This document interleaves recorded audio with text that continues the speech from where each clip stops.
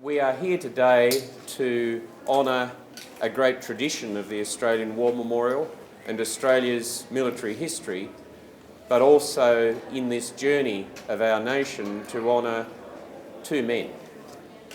One, Ben Robert Smith, recipient of the Victoria Cross and the Medal of Gallantry, and also a great artist, Michael Zavros, who's done this stunning artwork of Ben for the Australian War Memorial. There is a tradition of us commissioning or acquiring portraits of those men who are recipients of the Victoria Cross, and we chose Michael because of the intensity and the richness of the portraits that he has done, also of the way in which he particularly paints men, and the recognition that he's given to bringing to life the subjects that he's painted.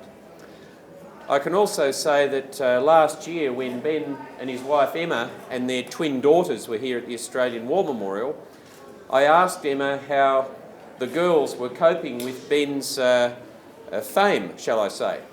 And Emma said, well, they saw him on television recently and they said, "Hey Mum, Ben Robert Smith's on TV."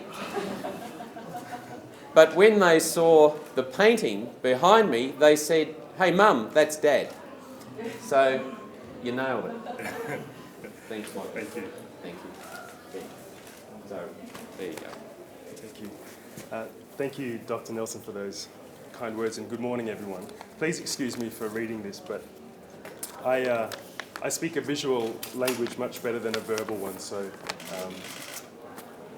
this unveiling has been a long time coming. Almost 3 years ago, I was commissioned to paint Ben, and 2 broken contracts, many meetings, drawings, photographs, and now 2 finished portraits. Later, we're here. My work takes me a long time to make, and Ben Robert Smith is an incredibly difficult man to get hold of.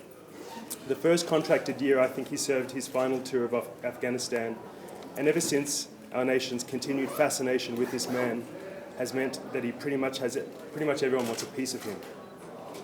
My job, as I saw it, was to offer yet another piece of this man, to somehow do justice to Ben Robert Smith, who looms so large in our collective consciousness, but also to offer a piece of myself, the artist, and in so doing contribute to the story of this exemplary Australian.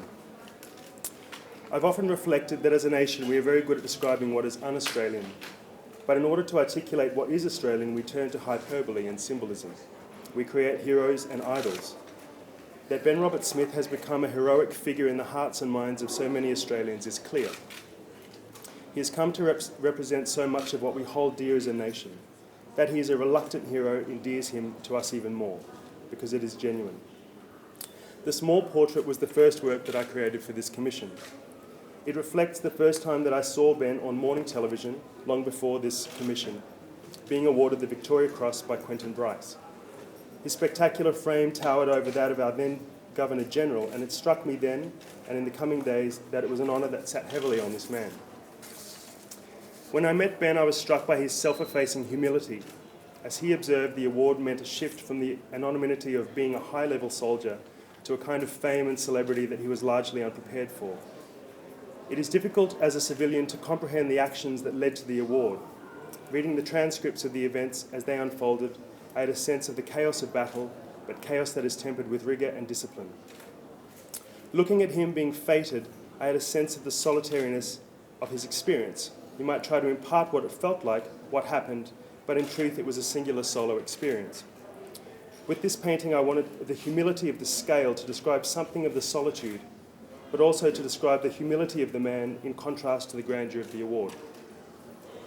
From the outset I wanted to create a body of work about Ben, and I'd like this to continue past today. The preliminary drawings and photographs that led to the big painting were not planned for the Australian War Memorial, but rather as a work that I felt that I must make.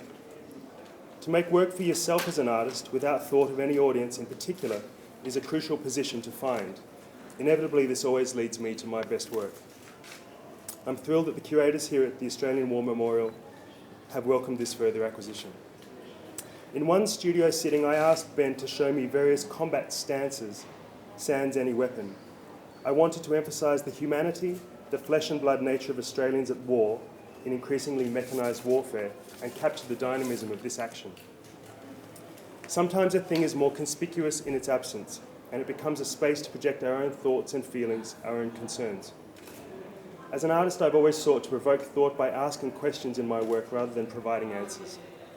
The conflicts and questions about Australians at war that I personally hold and that I think we face at the moment are no different to those that we all share. But Ben granted me a deeper understanding of this. Undertaking this commission has been my honour and privilege. I'm grateful for the opportunity to paint such a noble man, an everyman, a man for all ages and a good human. I thank the Australian War Memorial and I thank Ben most sincerely.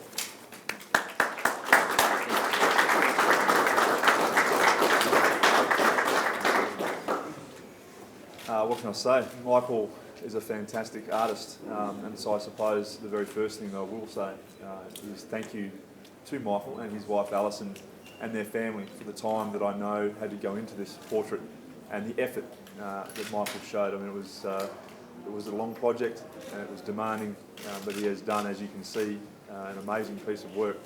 I'd also like to thank Dr. Brendan Nelson, the Director of the Australian War Memorial, and the memorial itself for commissioning the painting or the portrait, and I feel very humbled to have a portrait hung in these hollowed walls. So for me, it's a very unusual and sometimes confronting experience to see yourself painted like that.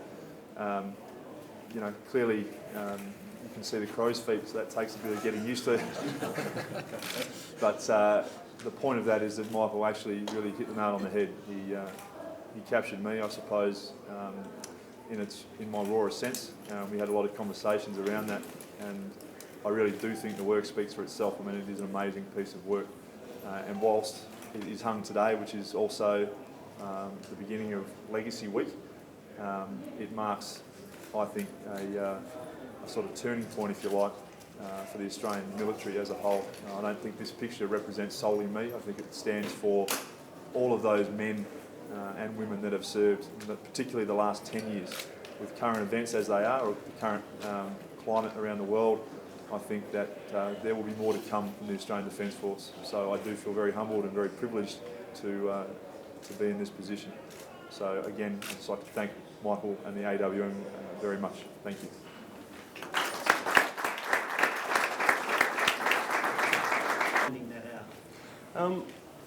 I think from everything that I've observed, just watching him in the media, and I watched him for a long time before we eventually worked together.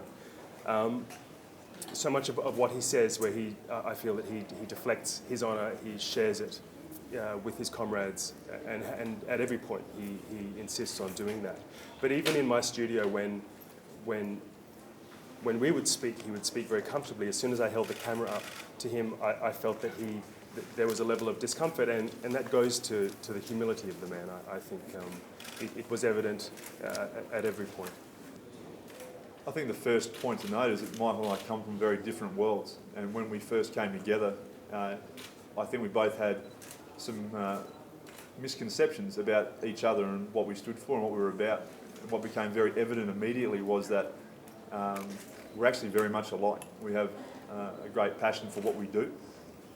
We work very hard at that, and we both pursue excellence at every turn. And those sort of facts, if you like, brought us together on a much more even plane, and we essentially became friends just over the fact that we shared the same values. And then we started to talk around what the picture would look like and so forth. And whilst that to me is something that's a bit outside of my scope, Michael made the process very easy and comfortable for me. But it is, for someone who has spent most of his time in the military not being known, to know that you're having a portrait done that will hang in front of potentially thousands of people over the years, and for a long, the next 100 years is a very daunting experience, and it's something that it's still, I wouldn't say it doesn't sit comfortably with me, but I certainly think that it's important to remember that I represent so many more people. What happened to me on one day, or not even one day, is not what is relevant. What's relevant is I stand here as a representative of all of those servicemen and women that have served alongside me. and our generation. That is what I hope people take away from the portrait. And we want their stories to be told, not just my story. My story is one of thousands of stories of people that have done courageous things. Just the men and women that leave their families to go and serve. Acknowledging that is important. They don't have to do anything brave or be courageous. Just leaving our shores is courageous enough, because their families suffer at home and sacrifice, waiting and worrying about them. And that's what I'm trying to sort of articulate when I say this is what I want to represent. Me, looking into the portrait, we see something of the person all of us would like to be, and the qualities that we would like to see our children strive toward. And that's what's so important about it. That's why we commission it, and that's why it will forever be here, along with the portraits of the other Australian men who've been awarded the Victoria Cross. And as Ben has said publicly, both today and on earlier occasions, he regards the award as being for all of them. And that is how we regard the portrait. And we thank you, Michael, for telling a story.